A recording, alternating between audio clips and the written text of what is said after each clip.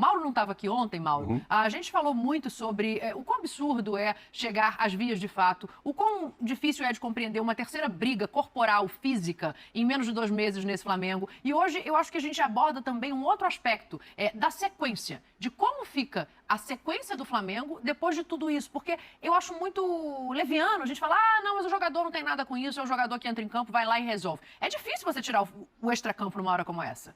A gente ouviu aí agora mesmo, né, que os jogadores já viram os vídeos, né, ficaram meio estarrecidos com o que viram e tal. Uma discussão ali, me parece que o Braz já recebeu várias vezes esse tipo de ameaça, ele, o presidente, enfim, os jogadores recebem quando o time não está bem. Pelo tom, pelo discurso que está sendo feito ali pelo torcedor, não me parece que ele ia partir para agressão. Então, assim, é difícil saber por que o Braz reagiu. Agora tem ali o Dust falando que ele estava com a filha, eu também desconhecia esse... Ele estava com a filha comprando um presente, ela faz 15 anos essa semana, estava na joalheria. Isso e tal, aí já entra uma coisa de pai ali.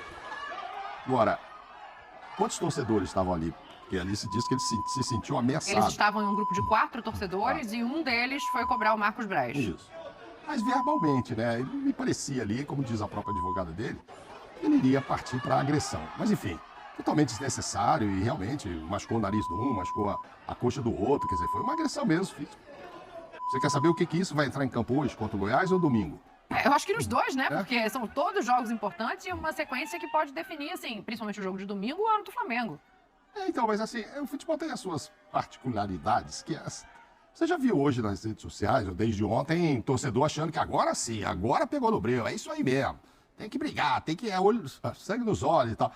Sabe, que eu acho que não tem nada a ver isso, eu preferia um ambiente de paz. Vou te falar a verdade, acho que não vai atrapalhar não. Não vai ganhar ou vai perder por causa disso.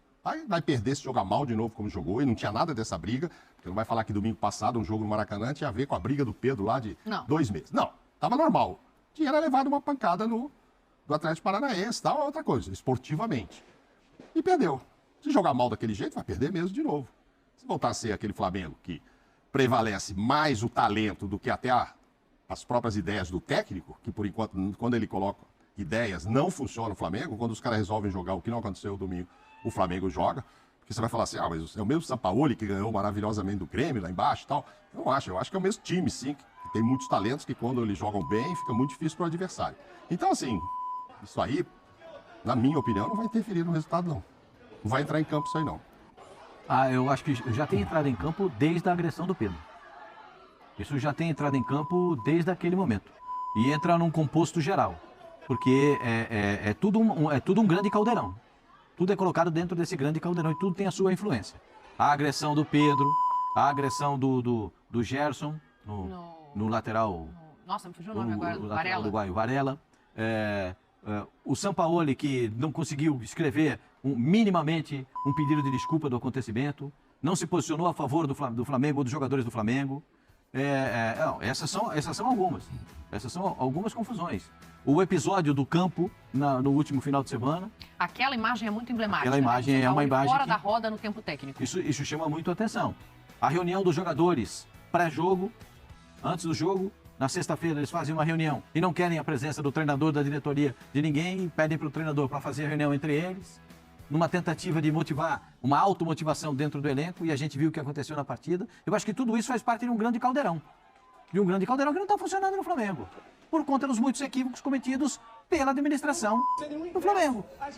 Passa diretamente pelos equívocos de contratações, né? por entender que sempre vai dar certo, mas não é sempre que dá certo. E o Flamengo se viu envolvido nessa situação com muitos desmandos, com muita falta de qualidade, com muita falta de inteligência, de capacidade. E eu já disse aqui que para mim o Flamengo se auto-sabotou ao trocar o treinador como trocou no início da temporada. Tira um treinador 2 vezes campeão para botar um treinador que não tinha nenhuma relação de ambiente, de bom ambiente com o Corinthians, e leva esse treinador. E aí as coisas só se avolumaram nessa temporada. E tem uma outra agravante, né? A gente está falando do Flamengo, do maior, né? do time mais expressivo, de maior torcida do futebol brasileiro. E isso tudo ganha um volume muito maior. Depois de todos esses impactos, quando chega nos jogadores, não tem renovação de contrato do Everton Ribeiro. Ah, não sabe se quem vai acabar o ano, quem vai ficar. Bruno Henrique ainda não tem nada conversado, porque o conversado não tá acertado. Isso tudo avoluma. Tudo vai criando. Tem um monte de coisa para resolver no Flamengo. Não tem uma coisinha só para resolver. Esse é um problema, é um baita problema. Esse problema de ontem é um baita problema. Mas não é só esse, não. Tem um grande volume, é um caldeirão de problemas que tem o Flamengo. E aí eu acho, Zinho, que entra numa outra questão. Você, né, que jogou bola durante tantos anos, vai poder falar melhor sobre essa impressão que eu fico do lado de fora. O Braz é o vice-presidente responsável pelo futebol, negociação de contrato. Existem muitos contratos importantes vencendo agora. O do Bruno Henrique é só um deles. Tem Everton Ribeiro, tem... Fabrício Bruno é depois, Davi né? Luiz. Tem Davi Luiz. Mas aí, acho que Davi Luiz, Felipe Luiz, Rodrigo Caio, são contratos que não vão necessitar de negociação. O Davi, por um motivo que é a cláusula de automatização da renovação vai valer, e os outros dois vão acabar resolvendo o próprio destino, eu acho.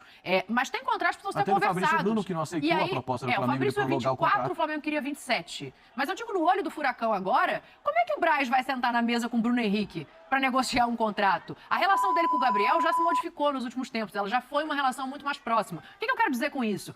O afastamento ou até a incredulidade dos jogadores nessa atitude do vice-presidente, ela não cria um ambiente interno de desconfiança do próprio diretor? Então, Dani, eu queria começar pela imagem. Fica à eu vontade. não sei se é a mesma pessoa, tá? A não ser que trocou de blusa. Porque se a gente for ver o cara que chega na delegacia, ele tá com a blusa preta, Sim. com uma foto do Bob Marley. Sim. O cara que tá em pé na porta falando, e ali até não tá ofendendo, tá cobrando, ele tá com a camisa branca. Então eu não sei se é a mesma pessoa na hora do conflito, que eram 4. Então mostrou a filmagem, um cara de camisa branca falando, cobrando, sem xingar o Marcos Braz, sem apelar, só falando para lá, tá de sacanagem, você tá de sacanagem. O nosso repórter, o Cícero, ontem falou que a testemunha disse que o cara chamava ele de otário. Seu otário, pô, não vai fazer nada, não sei o quê. Então eu já tenho dúvida. Porque ali é uma parte de uma filmagem. Depois já passa para um confronto. Que tá errado. Acho que todo mundo errou. O cara não tem que ir lá ficar xingando, ameaçando. O cara tá ali com a filha dele, no momento dele. Ele tem que responder à Câmara de Vereadores. Que ele bota lá que vai lá votar e não vai. Que aí é o emprego dele remunerado. É o emprego que ele foi eleito pelo povo para cuidar das coisas do povo, da cidade do Rio de Janeiro. Aí é uma falta grave dele. Ele tem que se justificar disso e vai ficar sem um dia de trabalho, no mínimo é isso. Agora, se ele não foi lá, que era a obrigação dele ir lá votar, ele ir com a filha dele comprar uma joia, eu não iria, tá? Já falei da minha experiência. Eu não estou falando aqui sentado para ele fazer o que... É que eu fazia isso. Já vivi muita fase ruim de clube e nesse momento de fase ruim eu procurava não sair muito de casa, não dar chance para acontecer isso que aconteceu com ele. Porque você não sabe o que está na rua te esperando. Então tem de tudo. A filmagem mostra um cara cobrando, que também não está certo de cobrar ali não é a hora de cobrar. Não é o momento de cobrança. Não está no estádio, não está no momento ali que ele paga o ingresso. O cara está comprando um presente com a filha dele. Imagina o constrangimento dessa menina, de que vai fazer 15 anos, não sei se já fez 15 anos. Tô com pena da filha do cara. Lógico. Acuada, vendo 4 caras ali pressionando, reclamando, não sei as palavras todas que foram proferidas. A minha pena é da menina. E o Marcos Braz poderia ficar lá dentro. Já não tinha que ter ido. Tinha que ter ido votar. Errou. Mas quis ir com a filha dele, dar um presente, que de repente ele vai viajar com o time, não vai estar com ela na hora do aniversário.